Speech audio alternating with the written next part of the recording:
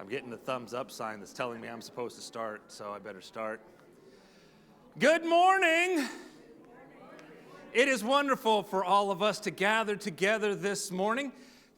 I hear tell it's still beautiful out there. And Marshall, there was a certain vote that some were thinking maybe we could do church outside today, but I'm not the senior pastor. I don't get to make that call. So for those of you who are joining us online, a word of welcome to you as well. We're so glad that we get to have this hour to be in worship together. We have a number of things that we get to enjoy, and I'm just simply glad we get to spend it as community. As we get ready to start with our worship this morning, I'm going to turn, Joanne, would you please bring us into worship?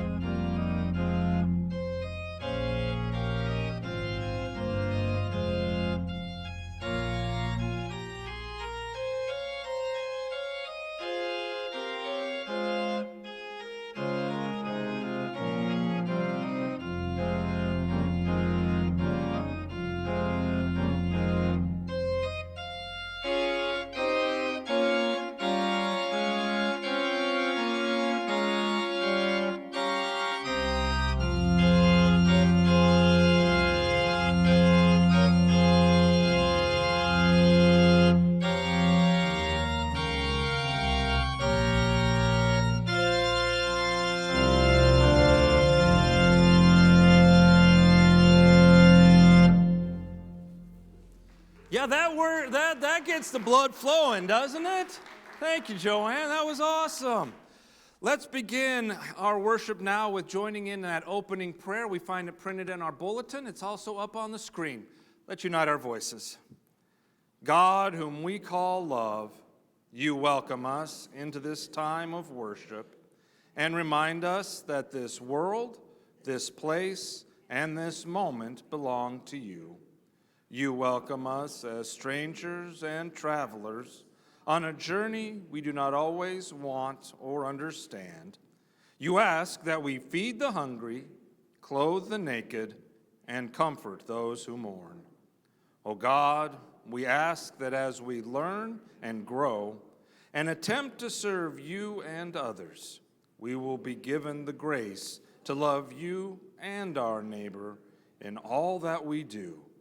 We pray that at the end of each day, we can say that those to whom love is a stranger will have found in each of us generous friends. Amen. Couple of announcements just to touch base with everyone. First and foremost, if you're wondering what's going on in the world of St. Luke, not only do you find it on the bulletin for this week, but this handy QR code. If you click on it, it will show you everything from our participation in the Pride Parade to Faith and Family for the baseball game, the Storm Chasers, to Vacation Bible School, and all of the other things that we have coming up. So it invites you to either check there, check our webpage, whatever it is, however you would like to find out the things that are going on. Also, if you are going to be walking with us during the Pride Parade and you want to get one of the t-shirts that everybody else is getting, if you go to our webpage, you will find a link that you can connect to and you can get your shirt there as well. So, wanted to share those things with you. The CDC is inviting us as adults to volunteer some time. One of the things that they are looking at is sometimes lunch is getting done and one of the little ones spills their leftover food.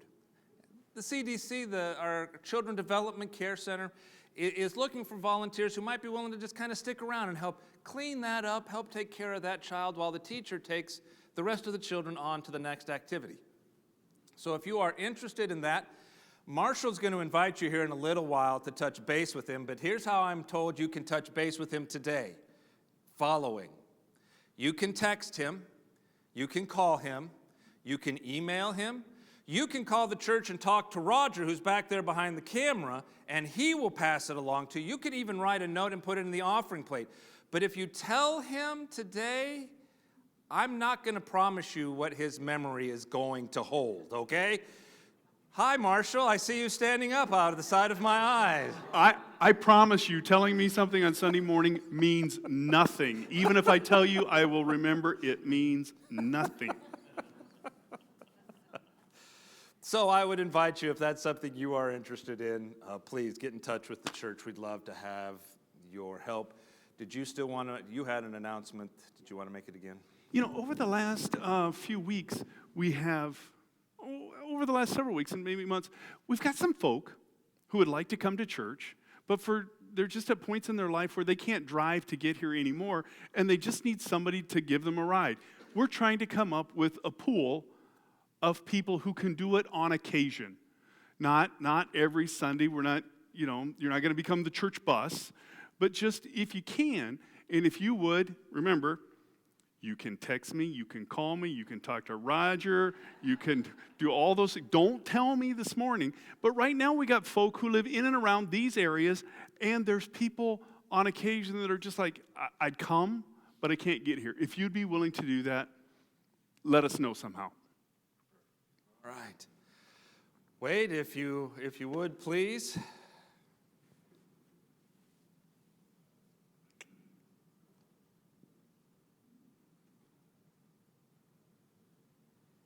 Good morning. Today is Pastor Matt's last Sunday with us, and we want to thank you for being a generous friend to our congregation. After this service, we have plenty of cupcakes that are back there. There's a card to sign and a poster to sign, a place for you to leave cards and gifts. We wanted to commemorate your time with us. And many of you may remember the Flintstones. They had the Order of Royal Water Buffaloes. And I couldn't find that purple hat with the horns on it. But thank you for your time with helping us raise money for food for those in need. And we have a commemorative buffalo for you to take with you. Thank you. Yes. Would you sing for us? No, I won't. and I made the observation that I wasn't going to sing like I did it the last time I did it, to which the hecklers pointed out I didn't sing it the last time either. I didn't do the Water Buffalo song, but we were in the midst of Heifer International and we were raising. So thank you so much. It does mean a great deal to me that you all have been so kind. You've been open and generous and loving, and you have accepted me, you've accepted my wife, my dad, my kids. You all have just embraced us, and I'll say it, and I hope you will take it to heart, the impact of how much I truly loved being a part of this community. So thank you very much for letting us be here with you. Thank you. Thank you. Thank you, Wade.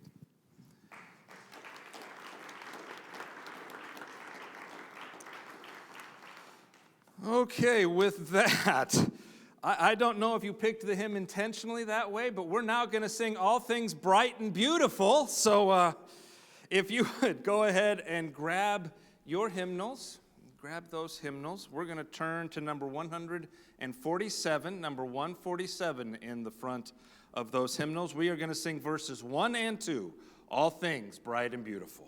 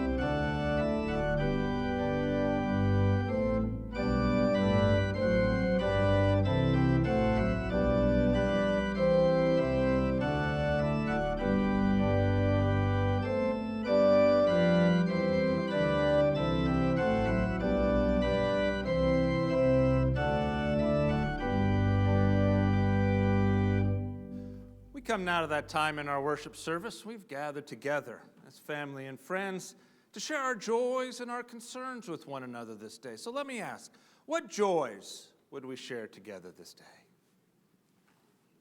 Our oldest grandson called last Sunday to let us know that he and his wife are expecting a baby boy. Wonderful. And- Congratulations. which is great. And then right after that call, the phone rang again, and it was our daughter that lives in Wisconsin, and she was in the emergency room with her older son. He was wakeboarding behind their boat and separated his shoulder. So we'll celebrate the birth and we'll keep the other one in our prayers to the separated shoulder. Larry, how's that working out for you right now? Anyway, not that you were wakeboarding, but God heals. God heals. Other joys we would share. Combination joy and concern. Number one, the joy that my husband is no longer in the hospital this week. He last week, and this is just kind of a small lesson. Last week, he was umpiring a baseball game on Saturday, and I shared this with the first service last week. And in the heat, he was trying to do about 4 or 5 games that day, and overheated himself and he couldn't keep anything down. Well, then he turned around on Sunday morning and was trying to do another 5 games. And Sounds like a guy. Yeah, he wouldn't listen to his wife. Couldn't keep, again, Ooh. got... You keep going, Janet, but I'm coming up here. And then he couldn't, he couldn't make it through those games either. And so Sunday night, I finally, with the help of calling our doctor, got him to the ER. And his kidney function was declining, but not enough to the point that they kept him. Right. And Monday, he got worse and worse and worse, even though he was inside and cool. And I finally, with the help of his sister, calling his sister, and she used some language that she usually doesn't use, to tell him to listen to his wife and get to the ER. His kidney function had declined by double what it was the night before. Okay. And they kept him, obviously, and he was filled with fluids, and he pretty much had sedated himself already. Well, we're glad that he's sitting beside you. That's exactly That's the it. joy we're going to celebrate. Yeah, the other joy is, to me, it's a joy that they have now taken him off of all baseball for the rest of the season. Sometimes, I know that's a joy for you. I think I know it's a joy for him because we talked about it. Might not be exactly what you wanted, but all things considered, ain't a bad thing either, and we're glad you're sitting here with us, wearing your own clothes and not those snazzy outfits they give you at the hospital, all right? Yeah, well, and the other thing, just real quick, is the other thing is just, remember, on the posters, they don't always say that it's the next day that people can react to the heat. Right, we need to pay attention to being outside, absolutely. They say it's just when you're overheated immediately. But Yep, very good. All right, what other joys would we share with each other this morning? Our granddaughter Karina from Chicago is going to fly in and pick up my Mini Cooper and go back to Chicago. She's taking your Mini Coupe. She is. And Marcin is coming as well, her dad. Wonderful, so that'll some be family. fun to have family around. It will be awesome to have family around. It's always good to have family around.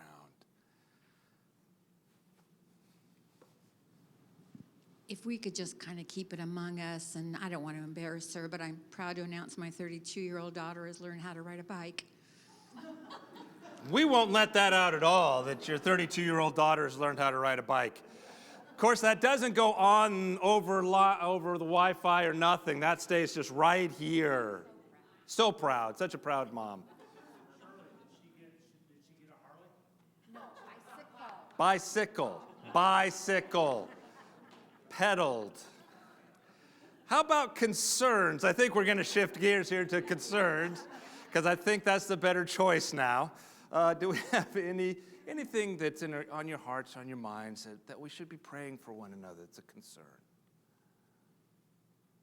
Wait, I'm on my way.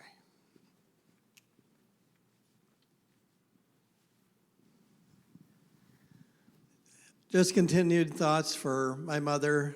I told you a month ago that she fell and broke her hip, went to rehab, was about to get out of rehab, slipped, fell again, broke her femur, and a bone in her back.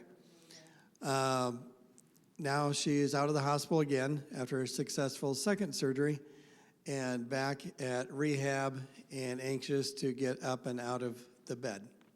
So keep her in your thoughts and prayers, please. Absolutely. Keep your mom in our prayers.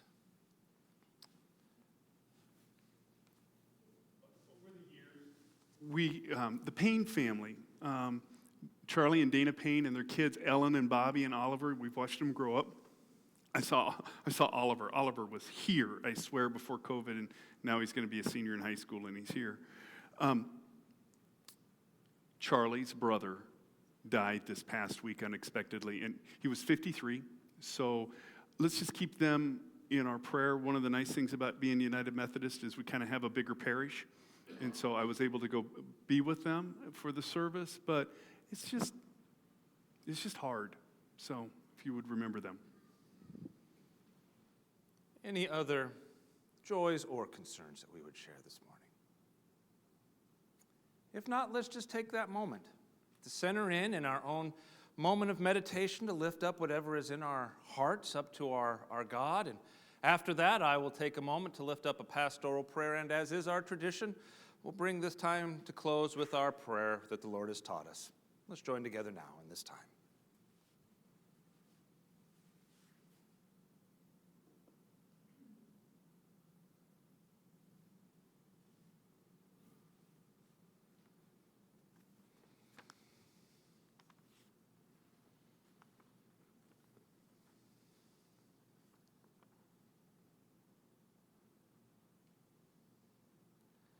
God of the cool breezes, God of the warm sun, God of the rain and the clouds, God, you as our parent are always present, always there, listening and guiding and helping us along.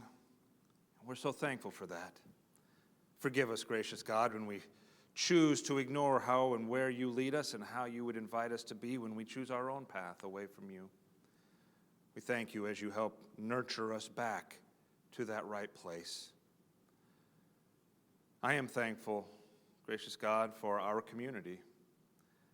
I'm thankful knowing that we can laugh together, we cry together, we share with one another. We trust one another to the point where we will lift up that which is so weighing heavily upon us. Knowing that we will care for one another, we will pray for one another.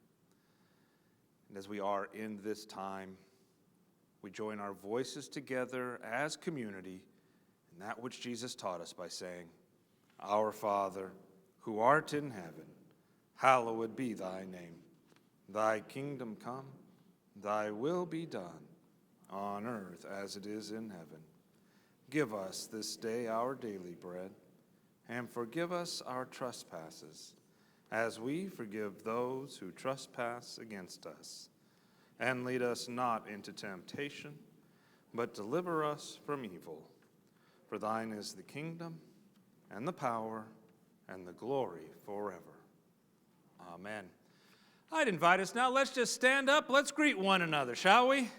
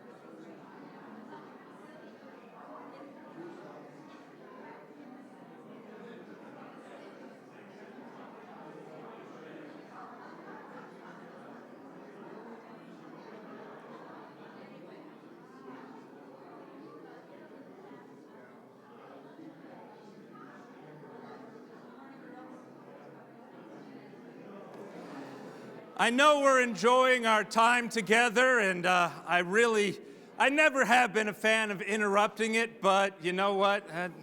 That's why Marshall has me going after the greeting time, because I'm the quiet, shy one of the two of us. So I'm going to invite us back to our seats, and if you would have a seat, please. So some of us are going to get there, and some of us, I hope you got your cup of coffee, or who's gonna do that later? Well, Marshall mentioned something about video recording me and just I won't have any other purpose in church, but he's gonna put that up on the screen, and when it's time for us to get our attention, he's just gonna have Brian play that. And that'll be the sum and total of what you'll remember me for, the loud mouth, all right? Hi, Marshall. I think I said that, like when you got threatened when you were a kid, when your mom would say, you want me to wait till your father gets home? I'll just look at him and say, do you want me to bring Matt back to do this? And that'll work. We'll get their attention. Yeah, I was about to say, I'm not sure how that plays out for either of us, honestly. For our stewardship moment, I'd like us to just take a moment to recognize that stewardship it's really a spiritual journey, okay? Everything we have is a gift from God, and it is an invitation from God to decide what we're supposed to do with that, how we're supposed to share it, how we're supposed to utilize it, what it is that we as a person, as a family, as a community, how we're supposed to respond to what God calls us to in mission and ministry. So not only in our hour together here should we think about stewardship, should we think about this journey together with God, but today, the week, the month, throughout the rest of our life, let me invite us to remember that stewardship is also, as much as it's about putting it in the plate or showing up to doing the habitat build, which, by the way, are on Saturdays, and you can get that from Roger after church, because he will be able to tell us where it is after church. But I am here. Mark is here. I know this is stewardship time and it's not announcement time, but what's the address again? 4517. 4517. North 61st. So 61st and Ames. 61st and Ames. 61st and Ames. All right, 8 a.m. to 3 p.m. Whenever, just show up. That is part of it. Yeah, on Saturdays for sure, and I'm also there on Wednesday and Thursday. So there's a link that we have, so sign up if you want to. If you don't feel like signing up, we like money. Don't we all?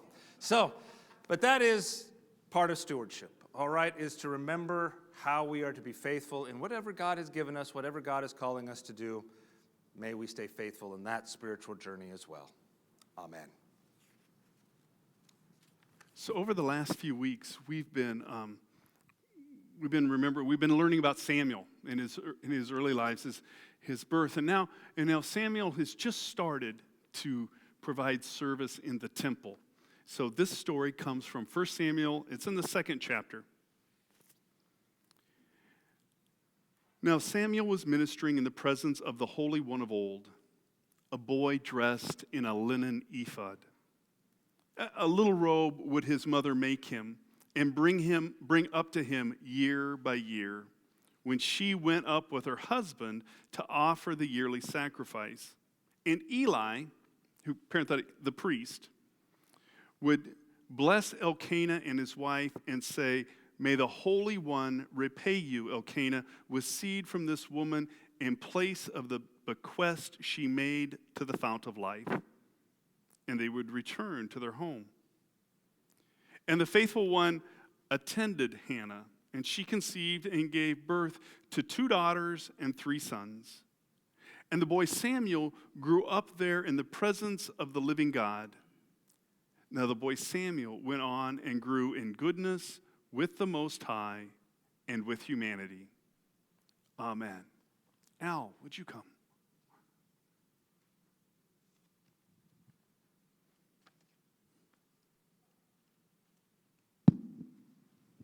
Okay, the gospel comes from Mark chapter 7, verses 10 through 13. Now Moses said, honor your mother and father, and whoever speaks evil of mother or father must surely die. But you all say that if anyone tells father or mother a korban, gift offering to God, is whatever support you might have had from me, then you all release them from any obligation for mother or father. Thus, you all make void the word of God through your tradition that you all have handed on. And you all do many things like this. Hear what the Spirit of the Lord is saying to the church. Thanks be to God.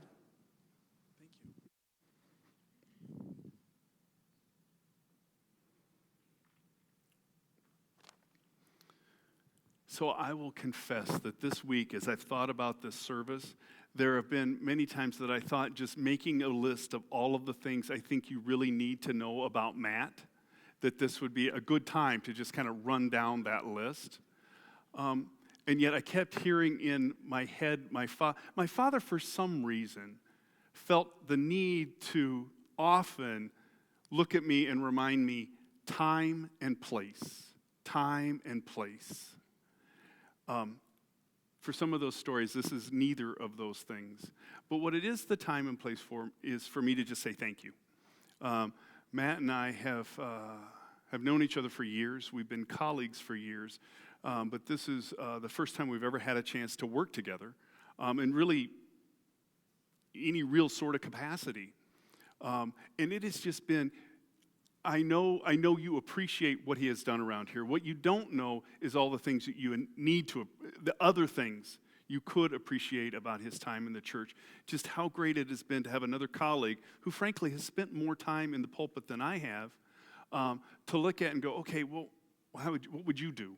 Or how would you handle this? Or just to laugh with, to all of those things. And so, Matt, I joked with Matt earlier that compared to last week, I'm trying to see if he'll come back next Sunday so we can send him away again, because there was about 12 of us here last week.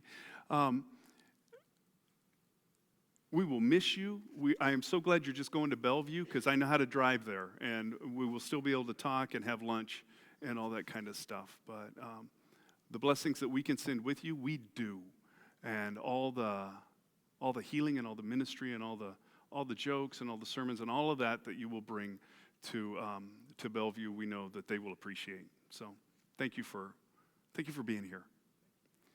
So help me out with this Bible lesson we got today. It kind of, the way it reads, at least in the translation, it kind of seems like there are people in the Jewish community who are just going about living their lives, and as soon as their parents, somebody in their family, somebody older than them, comes to them and says, I need your help, they immediately raise up their hand and go, oh, nope, can't, I'm giving that to the church.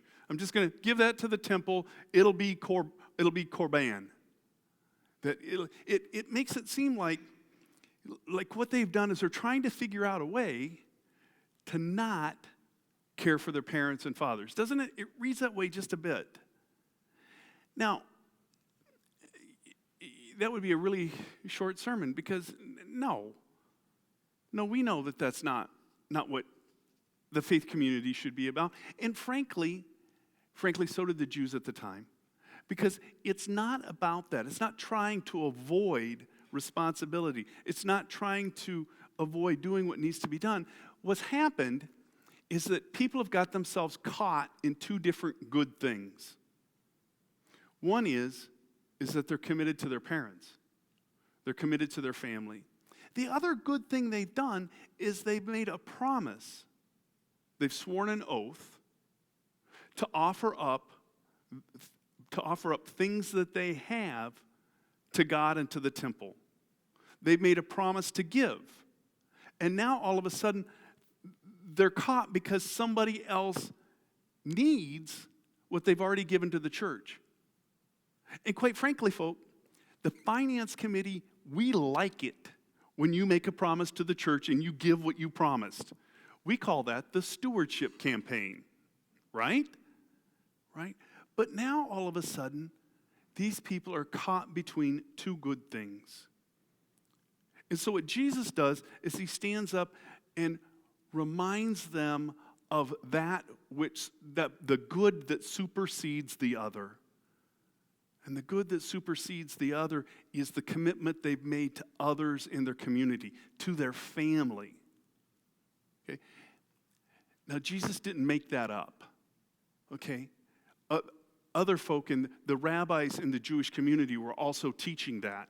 Okay, so it's not like he had the first idea, but he brought it out and reminded these Pharisees of that which they should have already known. That it's our commitment to each other that takes precedent over a commitment or an oath that we swore to God. All right? It's two good things in conflict with each other. In our lives today, when we have two good things that are in conflict with each other, and we try to decide which one is better or which one do we need to do, that's called ethics. This is called ethics. And the Christian church and the faith community has been forming us in how we make those decisions, how we decide between two goods, or how we decide the least of two bads forever. Okay? We cannot, as Christian people of faith, avoid that. Because we're going to get caught in moments where we have to decide those things. I find that we're kind of in one of those places now where we have to make a decision. We have to begin again to think about, contemplate what the ethics between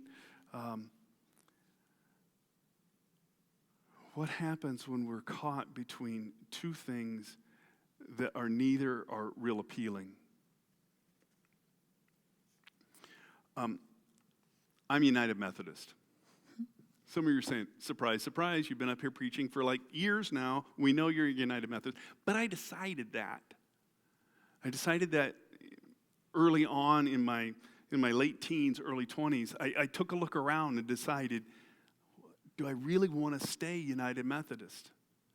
And one of the reasons why I could stand up and really claim that is because I had learned and become acquainted with the way in which we as a denomination go about taking a stand on certain things in the world or in our community. The way in which we discuss our ethics and take a stand on things.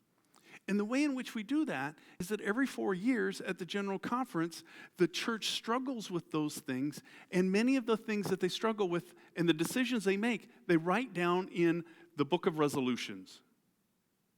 Okay? Now, if you've never heard of that before and you're kind of curious about what that is, just put it into Google or DuckDuckGo or whatever you use, put it in there, and they've got a free copy. Okay? You can just download it to your computer and learn. And it has the decisions that have been made about all sorts of different aspects of our lives as people of faith, including these: the natural world, creation around us, the nurturing community, the social community, the economic community, the political community, the worldwide community, and then other. I'm not sure exactly what all the stuff is in other that couldn't fit in any of the rest of them, but that which is more. And what I really appreciated was the way in which people struggled together faithfully to discern how it is that we are going to respond to different things.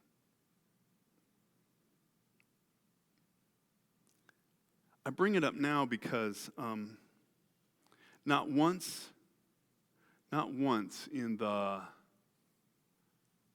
31 years, 91 to 22, that's 31, right? 31 years, have I ever stepped up and said the word abortion in a sermon. I didn't feel like I needed to. I really didn't want to. And I can't say today I really want to, but now the issue is before us in a different way. So what I want to do is read to you what the United Methodist Church has stepped forward over the years and said about how we believe about this issue. Now, I'll let you in on a little secret. I don't like the way it's worded isn't exactly the way I would say it, may not be exactly the way you would say it either, but it's what we have worked out. I brought the chair up here because sometimes I need to tell you something. I need to teach you something or whatever. I bring the chair up because sometimes we just need to visit and have a conversation. So I'm going to set so we can visit.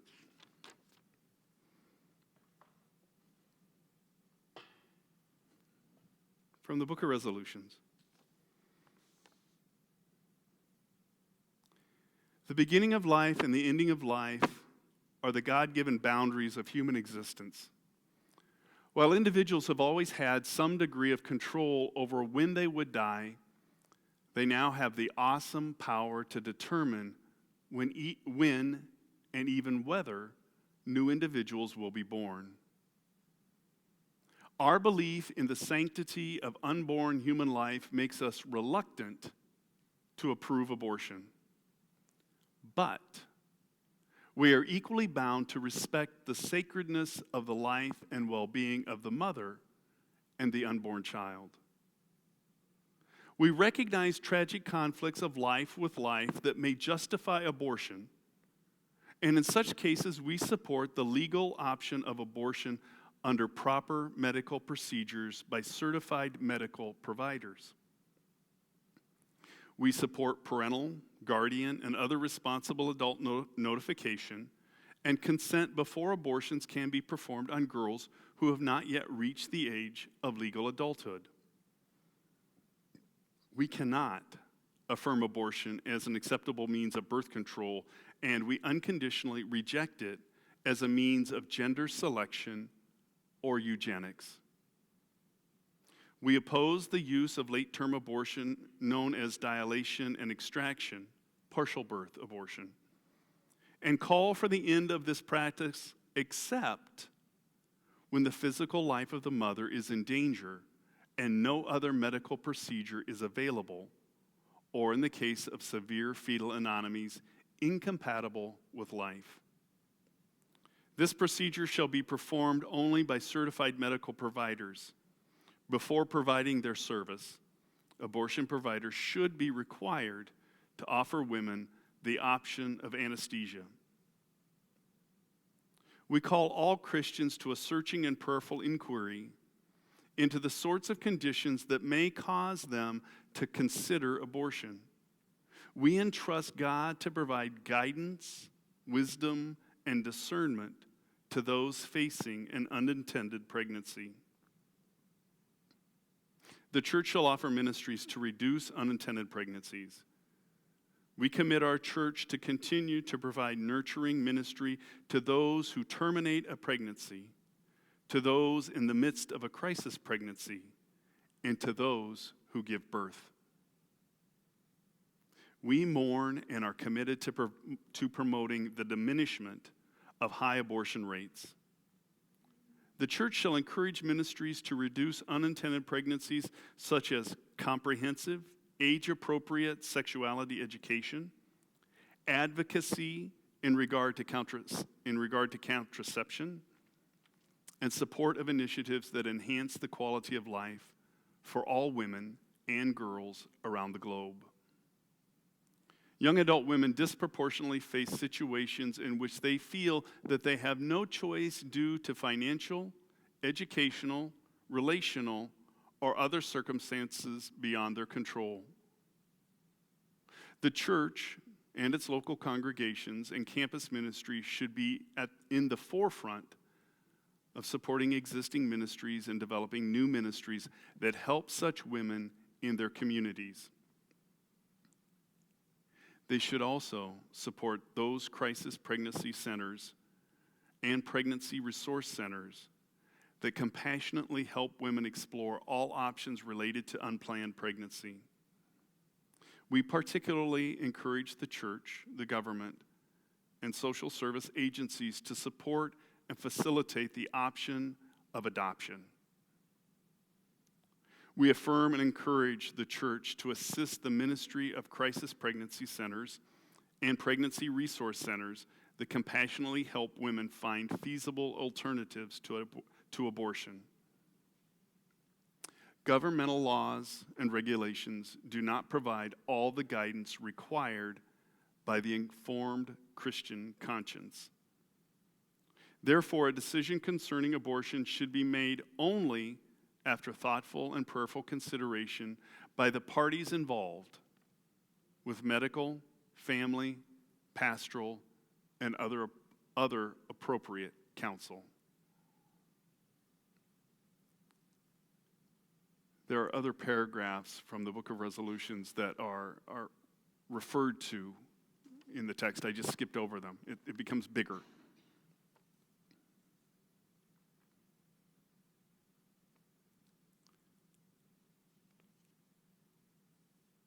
I mentioned that this topic is not one that I have brought up in church before. That may have been a mistake. It may have been a mistake because in some ways I assumed that all the discussion that needed to be had been had. And that the theological framework around difficult discussions I didn't offer. You see, because this is not a political issue only. It's a theological issue. It's an ethical issue. It gets at the heart of how we see ourselves and how we see ourselves in relationship with each other. Dr. John Swamley was a professor of Christian ethics at St. Paul School of Theology in Kansas City, where I went to school. He just happened to be in the generation of teachers before me, so he had already retired. Back in 1984, when these conversations were at a different level, he was invited to come speak at, for the lack of better description, to a Right to Life conference in Florida. He was invited to take part in a debate. What he said there at that conference was collected and written down. I'm going to refer to it. So a lot of what I refer to are his words, and because I don't want to take them, appropriate them, and make you think that they're mine, but they're his. He asked of himself and of the people there 6 different questions. These are the questions he asked them to think about as he gave his lecture, and participated in the debate. He asked, "What is the relative worth of the pregnant woman and the fetus?" And then he went on to explain that the Jewish community thought differently than their contemporary communities around them. In many ways, the Jewish community had appropriated or used the thinking of other nations around them, but on this particular issue, they differed. In ancient Sumeria, if a woman caused herself to have an abortion, she was killed. She was publicly executed for that. In the Jewish community, it was because they respected this rub of life and life, they thought differently. There's this passage in the Old Testament in which the question is brought up, if a man injures a woman in such a way that it causes her to abort a baby, what is the penalty? The penalty for the aborted baby is a fine to the father. If the woman was injured, then it was an eye for an eye, tooth for a tooth, injury for injury kind of thing. But the higher value was placed on the mother, not the fetus. It was a different way of thinking. He also asked this question: what right does a woman have to an abortion? Or he flipped it and asked it this other way: what right does anyone have to impose mandatory pregnancy on a woman. The ethical question is this, is who makes that decision? And the Jewish tradition, and frankly the United Methodist tradition, is this, is that we think women are their own moral agents. That you can make your own decisions. You know, that we don't have a culture, teach a culture, endorse a culture in which if you want to know what Cindy Johnson thinks, that you would come to me as her husband and ask me what she thinks. God forbid. Okay? You go straight to her. She's quite capable. She'll tell you. Believe me, she'll tell you. Okay? That men and women have their own moral agency. Now, like everything around that kind of relationship between the genders, that has developed, that has changed over time, continues to develop and change over time. I think in which there's the respect for each other's agency continues to grow. But that's different than what it could be. He also asked, what's the proper role of the government? If you're curious about it, I've got a copy. I'll give you that. Remember, don't ask me for it right now. Let me know another way. But I'll give you a copy of what John Swamley had said. He also asked this, is there a right to life in law or in biblical faith? Is there a right to life in law or biblical faith? And he reminded us the difference between a right and a virtue. A right and a virtue. If you happen to fall into a river and were being swept away, and I was on the bank, I could jump in and try to save you because I made that decision. Switch the roles, and I'm the one floating down the river. I don't have a right to claim that it is your responsibility to jump in the river and save me. If you do, fine. It's that moment that we all hear about when somebody jumps in to help somebody else and then they both lose their life. In fact, it was such a virtue that I think someone one time said that greater love has no person than this, to lay down their life for someone else. I think that was Jesus. In fact, the story of the Good Samaritan only makes sense because the Good Samaritan didn't have to stop and help the person injured. It's a virtue, but it's not a right we can call on. Can the law be effective in dealing with abortion? Well, I've heard it from enough different places that I can't quote the exact year or how it happened, but I've talked to enough that were involved, that our own Omaha Methodist Hospital, when it created its first women's health program down on 84th and Dodge, not the new hospital, but the old one, part of the reason why they established such a robust health care for women is because in their emergency room, they were dealing with the women who had just come up from the New Tower Inn and had an abortion there. And now the emergency room needed to deal with the aftermath of that. That the hospital developed what it needed to do in order to serve those women instead of having them down at, what was that, a Best Western?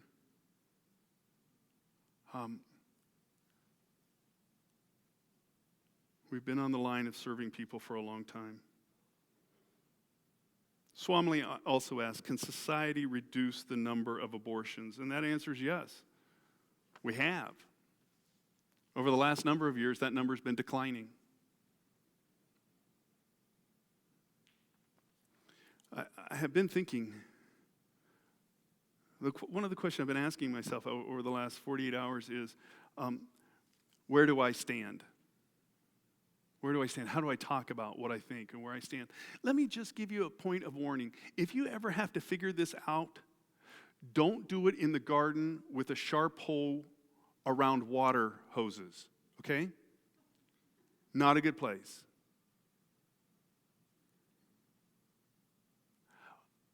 Some people have accused me of being pro-abortion. And I'm not. What I am is, I'm pro-ice cream.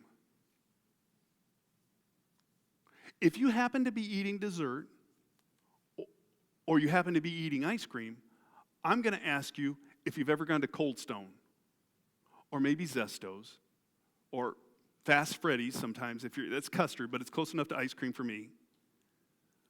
I'm going to go up and find out what it is you like and where you like to go. I think I've been to just about most of them.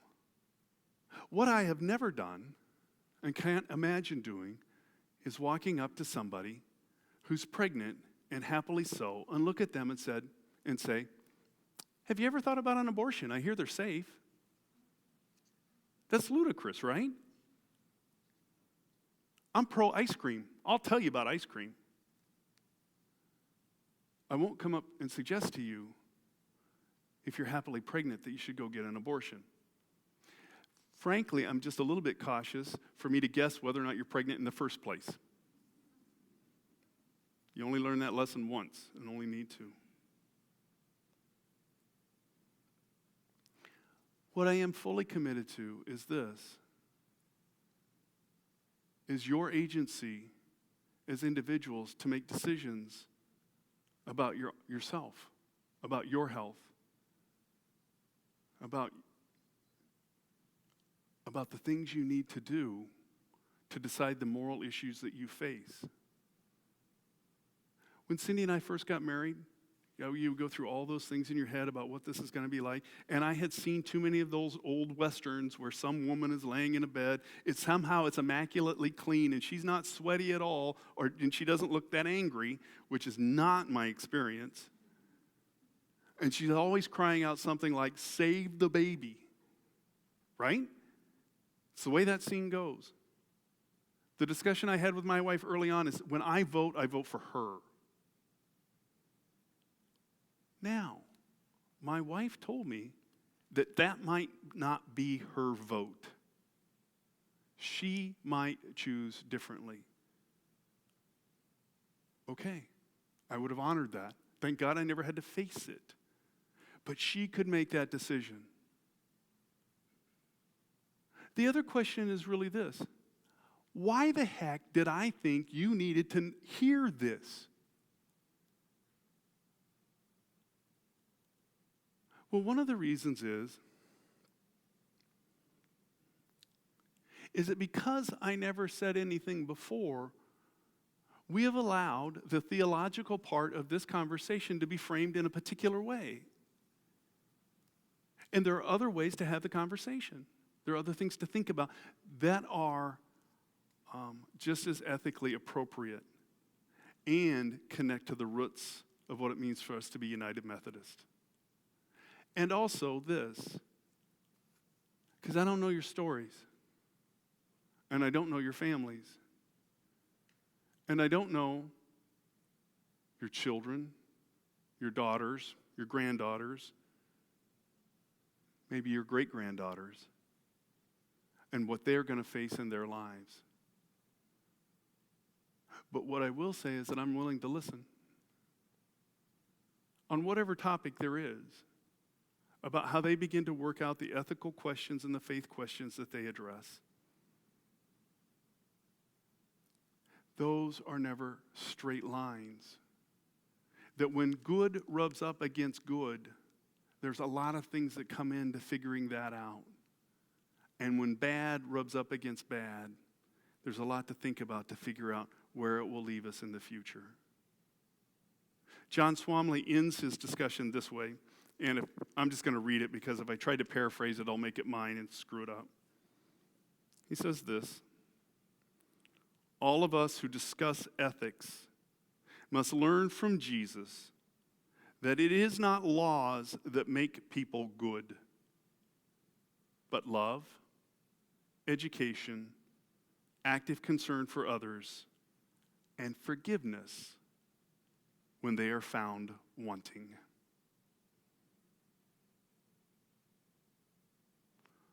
This week, there's going to be a moment, little ones, at least little ones, where you'll have to choose between good and good, or you'll have to decide between the least of the bads.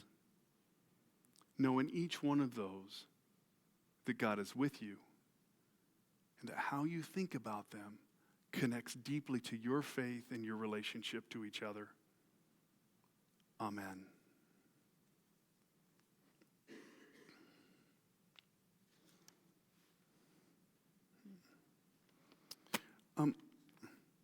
Well, let me remind you of what we're going to do, but you already know it.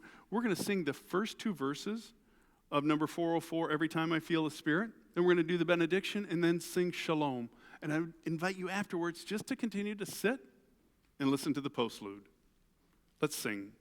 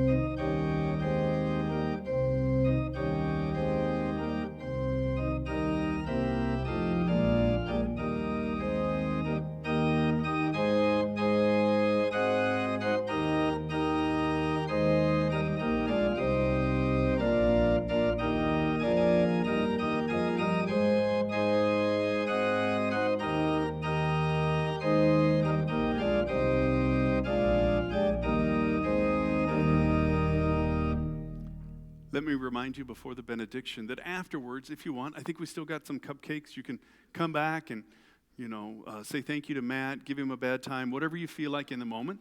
And there's a big poster back there. You can also write a message or please sign it. Let's join in our benediction. Now, let us go in peace to live a faith that matters, to grow in the love of God, and to serve wherever we are led. Amen.